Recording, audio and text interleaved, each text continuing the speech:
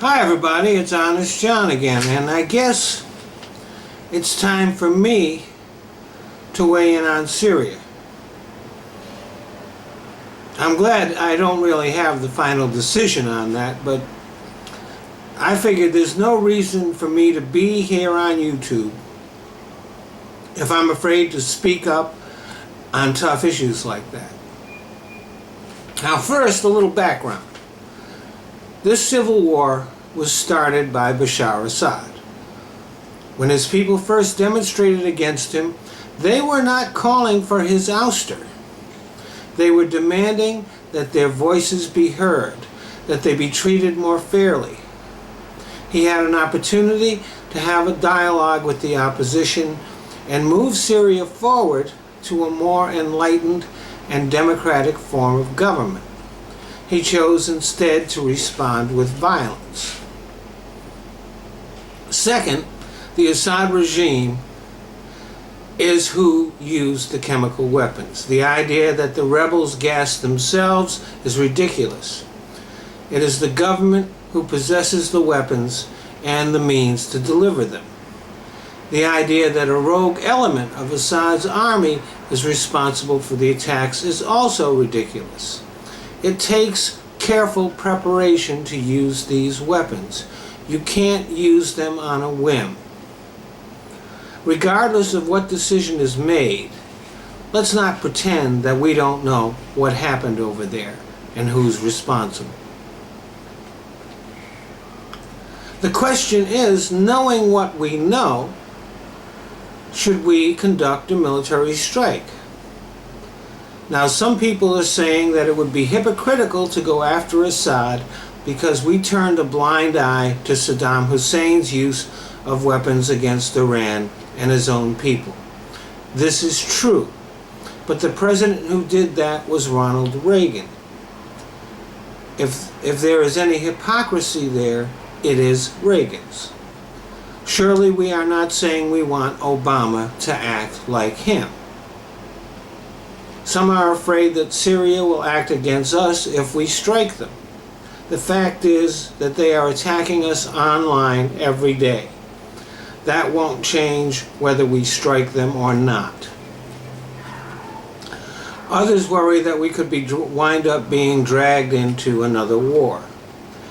Well, we could wind up being dragged into another war whether we strike or not. One thing the civil war in Syria has accomplished, it has deprived Iran of an ally.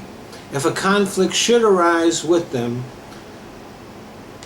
they will not be able to depend on Syria attacking Israel, as Syria is pretty busy. And it is more likely that we're going to wind up at war with Iran than with Syria. A weakened, divided Syria is actually a benefit to us and our allies. Some say we need UN backing, but Russia and China hold vetoes in the Security Council, and they would treat their people the same way as Syria is doing if they felt threatened. So the idea that Vladimir Putin can dictate our response to Syria is just not acceptable. And of course, there is the big question, why us? Well, who else?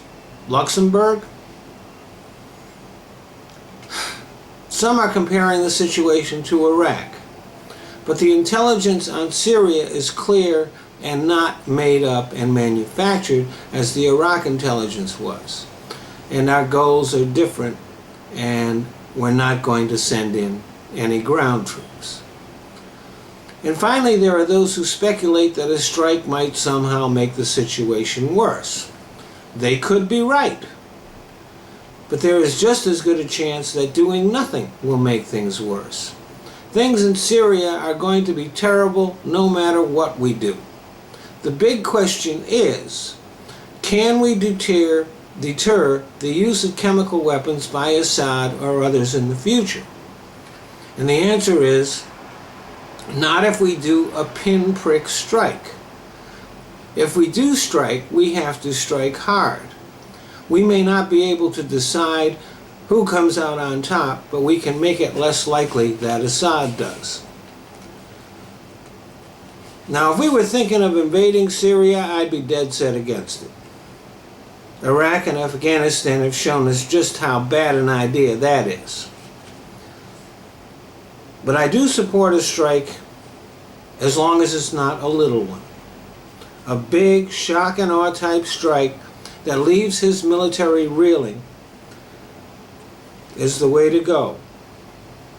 And if we have a good idea where Assad might be, I wouldn't object to sending a few missiles in that direction. So I've weighed in. Now it's your turn. I expect that many of you will disagree with me. Even though I stand behind what I've just said, I have to admit I'm not really happy with it. What can I tell you? Thanks for listening.